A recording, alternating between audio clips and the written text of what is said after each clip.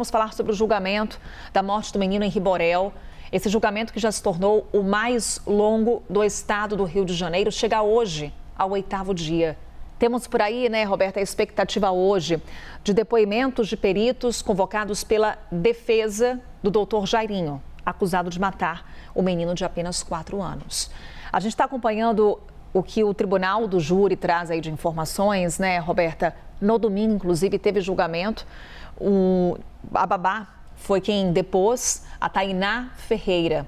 E nesse depoimento, ela relatou agressões de Jairinho contra o menino em Riborel e disse que a mãe do menino, a Monique Medeiros, pediu para ela apagar mensagens do celular depois do crime.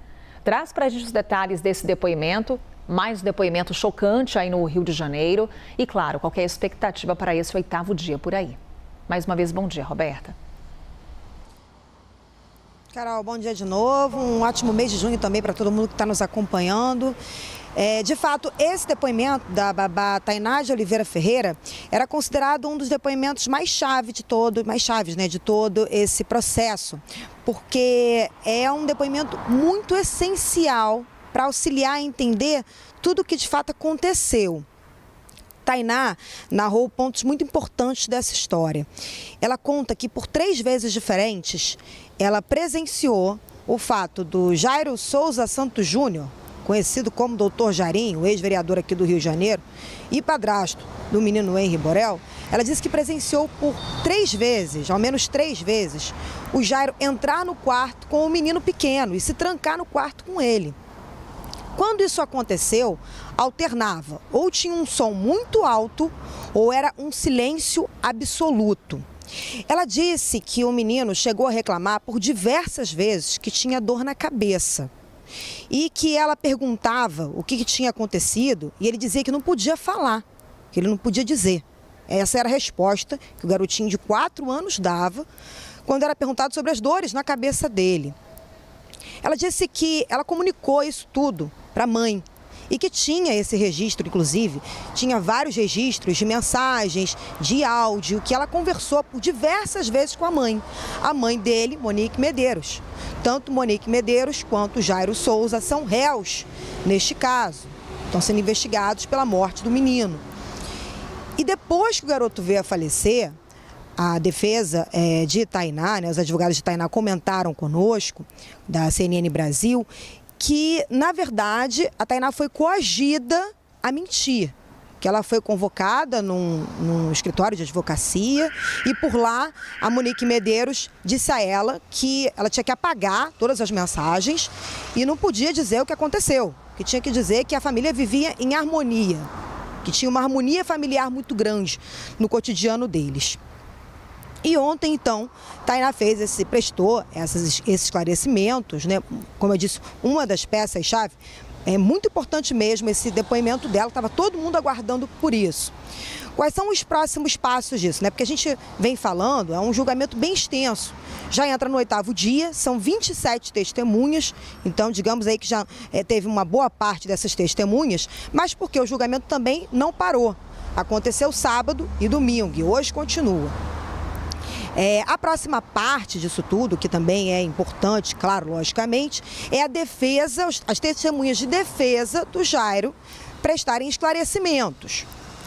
Depois disso, quem vai ser interrogado será justamente o Jairo e a Monique Medeiros. Então, na sequência, são os réus.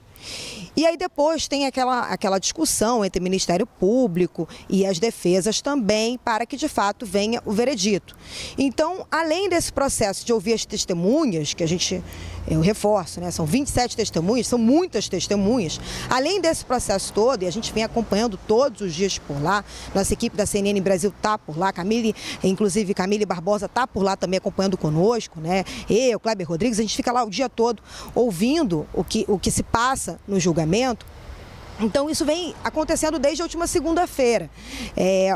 A próxima etapa é essa etapa de ouvir a defesa de Jairo Souza, as testemunhas de defesa de Jairo Souza. Mas, reitero, são 27 testemunhas. Então, já temos boa parte, mas ainda falta muita gente para falar. né? Fora a parte de interrogatório dos réus, que também vai ser uma parte bem robusta na história. Mas fato é que esse depoimento de Tainá ontem, Tainá de Oliveira Ferreira, a babá, era um depoimento muito esperado. A gente ouviu ao longo da semana passada, e eu relembro aqui, outros depoimentos bem impactantes, como, por exemplo, a enteada do Jairo, uma ex-enteada do Jairo, uma moça que foi enteada dele dos 4 a 7 anos de idade, e hoje já é uma mulher, já tem 18 anos, já estuda, já está na faculdade, em que ela fala que as lembranças dela, da infância, com ele, são muito ruins, que ela sofreu muitas agressões por parte dele. Também foram ouvidas pessoas que tiveram relações com o Jairo, que eram pessoas de relacionamento de Jairo, como, por exemplo, uma ex-namorada que conta que ela também foi agredida por diversas vezes e que estava em um relacionamento abusivo com ele, e que o filho dela também tinha sido agredido quando era criança, que essa mulher também tem 2 filhos e tinha um filho menor, e que a fixação do Jairo era pelo filho menor dela. Então a gente vai vendo situações em que a gente está acompanhando, né? Esses depoimentos mostram que existem cenas que se repetem, situações que se repetem, né? Essa outra mulher, ela tinha também filho pequeno, e aí ele também tinha o costume de dizer, vai ali no salão de beleza, e quando ela ia no salão de beleza, ele ficava sozinho com a criança em casa e a criança sofria agressão. E isso tudo só veio à tona depois que, de fato, essa situação com o menino Henri Borel aconteceu. E a gente também relembra aqui o que aconteceu, né? Foi em março de 2021, a Monique Medeiros levou o menino Henri Borel para o hospital, dizendo que ele tinha caído da cama. Ela estava na companhia de Jairo. O que a gente já sabe, inclusive, é que a equipe médica afirma que Monique estava muito consternada, estava em choque, e que Jairo ficava tentando consolá-la.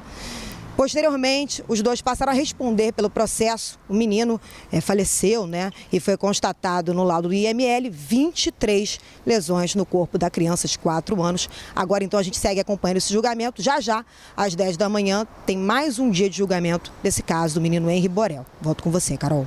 Inclusive com relação a essas lesões que, obviamente, não são compatíveis com o acidente doméstico, como alegavam a mãe e o padrasto do menino de apenas 4 anos. 8º dia do julgamento, CNN Brasil acompanhando com Roberta Camargo. Obrigada, Roberta.